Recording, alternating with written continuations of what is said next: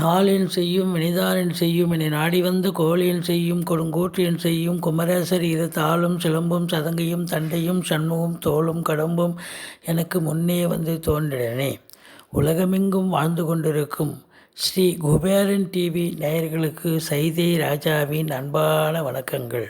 நாம் இப்பொழுது வார ராசி பலன்கள் 14/3/2022 முதல் 20/3/2022 வரைக்கும் ஒரு வார பலன்களை வாக்கிய பஞ்சாங்க அடிப்படையில் நாம் சொல்ல இருக்கிறோம். 12 ராசிகளுக்கும் கிரகங்கள் எத்தகைய பலாபலன்களை வழங்கப் போகிறது என்பதை ஒவ்வொரு ராசியாக நாம் விரிவாக பார்ப்போமா? இப்போது நாம் மீன ராசியை பார்க்க போகிறோம். மீன ராசி காலபுருஷ தத்துவப்படி 12வது ராசி. குரு பகவான் ஆட்சி பெறும் வீடு. இப்பொழுது குரு பகவான் 12ஆம் இடத்தில் இருக்கிறார். எப்போவுமே ராசிநாதன் 12ல் இருந்தால் சுப செலவுகள் ஏற்படும்னு சொல்லுவாங்க. மற்ற கிரகமாக இருந்தால் அசுப செலவு. குரு பகவான் இருக்கிறார் இல்லைங்களா, சுப செலவுகள் ஏற்படக்கூடிய ஒரு அமைப்பு. கூட புதனும் இருக்கிறார். தாய்மாமன் மைத்துனர் வழியில் செலவினங்கள் ஏற்படலாம். அதுவும் சுப செலவாக கூட இருக்கலாம். அவங்களுக்கு அவங்க வீட்டு ஃபங்க்ஷனுக்கு போகிறது, மொழி எழுதுறது, இதெல்லாம் சுப செலவு தானே. அடுத்தது பார்த்திங்கன்னா 12ல் ராசிநாதன் இருந்தால் ஒரு சிலருக்கு தேக ஆரோக்கியம் பாதிக்கப்படக்கூடிய அமைப்பு கூட வரலாம். பாருங்கள், ராசியை சனி பகவான் பார்க்குறார். கண்டிப்பாக நீங்கள் டென்ஷனாக ஆகிடுவீங்க, மந்திரிச்சு விட்ட மாதிரி இருப்பீங்க, பரபரப்பாக இருப்பீங்க. ஒரு சிலருக்கு தேக ஆரோக்கியம் பாதிக்கப்படக்கூடிய அமைப்பில் இருக்கும். 6ஆம் இடத்து அதிபதி சூரியன் ராசியில் அமர்ந்து சனி பார்வையில் இருக்கிறார். அப்போ ஒரு சிலருக்கு தேக ஆரோக்கியம் கண்டிப்பாக பாதிக்கப்படக்கூடிய ஒரு அமைப்பு. உங்களுடைய ஜனனகால தசாபுத்தி சரியில்லைன்னு சொன்னாக்கா கொஞ்சம் ப்ராப்ளமேட்டிக்காக தான் இருக்கும் அப்படின்னு சொல்லலாம்.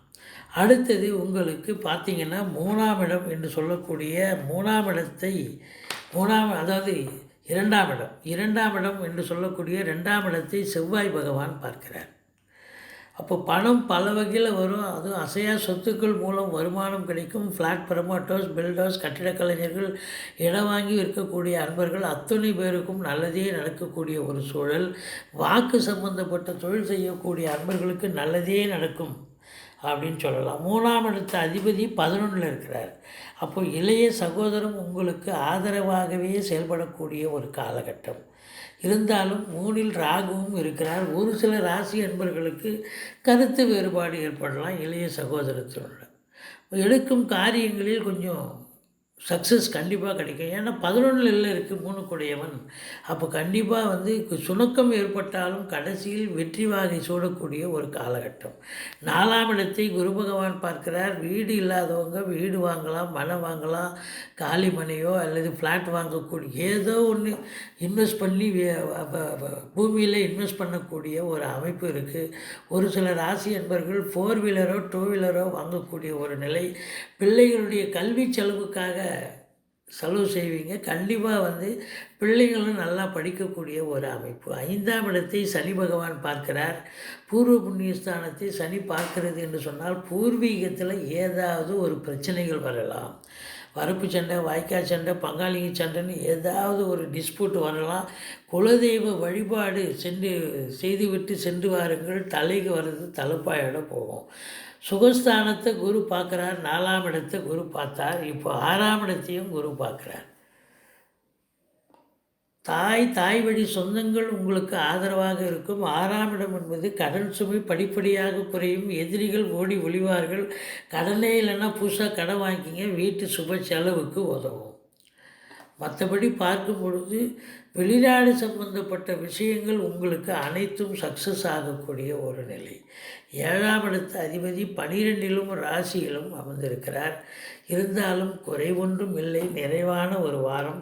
வாழ்க்கை துணையால் நல்லதே நடக்கக்கூடிய ஒரு சூழல். ஒரு சிலருக்கு வாழ்க்கை துணையால் செலவினங்கள் ஏற்படலாம். முதல் 4 நாள். அதுக்கப்புறம் ராசியிலேயே வந்து அமர்ந்திருக்கிறதால அவங்களே ஆதரவாகவும் இயங்கக்கூடிய ஒரு நிலை. பத்திரிகை துறை, எழுத்துத்துறை, எழுத்தாளர்கள், கவிஞர்கள், ஆடிட்டர்கள், வங்கி பணியாளர்கள், வழக்கறிஞர்கள், ஆசிரியர்கள், பேராசிரியர்கள், இலக்கியவாதிகள், சொற்பொழிவாளர்கள் இவங்களுக்கெல்லாம் புதனுடைய ஆதிக்கம் நிறைந்த அன்பர்களுக்கு ஒரு பொற்காலம் அப்படின்னே சொல்லலாம். 8ஆம் இடத்தை குரு பகவான் பார்க்கிறார். கடன்கள் வசூலாகும். இன்சூரன்ஸ் பணம் கிளைம் ஆகி கைக்கு வரக்கூடிய ஒரு காலகட்டம். பாருங்கள், வீடு வாங்குறீங்க, மனை வாங்குறீங்க, கார் வாங்குறீங்க. இப்போ அதெல்லாம் செலவு, கடனை வாங்கி செலவு பண்ணாலும் அந்த கடனை ரீபே பண்ணணும் இல்லையா? அப்போ 8ஆம் இடத்தை குரு பகவான் பார்க்கிறார் என்று சொன்னால் எந்த ஒரு பிரச்சனையும் இல்லாமல், எந்த ஒரு இடர்பாடுகளும் இல்லாமல் அந்த கடனை ஒழுங்காக சரியாக இன்டைம்லேயே நீங்கள் அடைப்பீங்க அப்படின்றதுக்கான உத்தரவாதம் இந்த 8ஆம் வீட்டை குரு பகவான் பார்ப்பது அப்படின்னு சொல்லலாம். வீட்டில் பெரியவங்க, வயசானவங்க இருந்தால் அவங்க தேக ஆரோக்கியம் சிறப்பாக இருக்கும். எழுந்து நடமாட தூங்குவார்கள். மற்றபடி 9ல் கேது, தந்தைக்கும் உங்களுக்கும் கருத்து வேறுபாடு ஏற்படலாம். ஒரு சிலர் ஆன்மீக பயணமாக வெளிநாடு செல்லக்கூடிய, வெளியூர், வெளி மாநிலம் செல்லக்கூடிய அமைப்பும் ஒரு சிலருக்கு ஏற்படும். 10ஆம் இடத்து அதிபதி 12இல் இருந்தாலும் குறைவொன்றும் இல்லை, நிறைவான ஒரு வாரம். வேலை இல்லாதவர்களுக்கு வேலை கிடைக்கும், வேலையில் இருப்பவர்களுக்கு நல்லதே நடக்கும். ஏனென்று சொன்னால் 11ஆம் இடத்தில் 11 குடையவன் ஆட்சி நிலை, சுக்கிரனும் இணைந்திருக்கிறார். லட்சுமி கடாட்சம் நிறைந்த ஒரு காலகட்டம். முதல் திருமணம் உரிவு ஏற்பட்டவர்களுக்கு 2வது திருமணத்திற்கான பேச்சுவார்த்தை நடத்துவார்கள். 11இல் செவ்வாயும் இருக்கிறார். மூத்த சகோதரத்தால் ஆதரவு உண்டு. எதை தொட்டாலும் லாபம், எதை செய்தாலும் லாபம் அப்படிங்கிற ஒரு லாபமான ஒரு சூழல் தான் அமைகிறது. மொத்தத்தில் செலவினங்கள் ஏற்பட்டாலும் உங்களுக்கு வேலைக்கு உண்டு உறங்கி பொழுதை இனிதாக கழிக்கக்கூடிய ஒரு அற்புதமான ஒரு வாரமாகத்தான் இந்த மீன ராசி அன்பர்களுக்கு அமைகிறது. நீங்கள் வணங்க வேண்டிய தெய்வம் முருகப்பெருமானை வணங்குங்கள், ஈஸ்வரனை போற்றுங்கள். வாழ்க்கை வளமோடும் நலமோடும் அமையும். ஸ்ரீ குபேரன் டிவியை பார்த்தமைக்கு நன்றிகள். மேலும் இது போன்ற தகவல்களை தெரிந்து கொள்ள ஸ்ரீ குபேரன் டிவியை சப்ஸ்கிரைப் செய்யுங்கள். மறக்காமல் பெல் ஐக்கானை கிளிக் செய்யுங்கள்.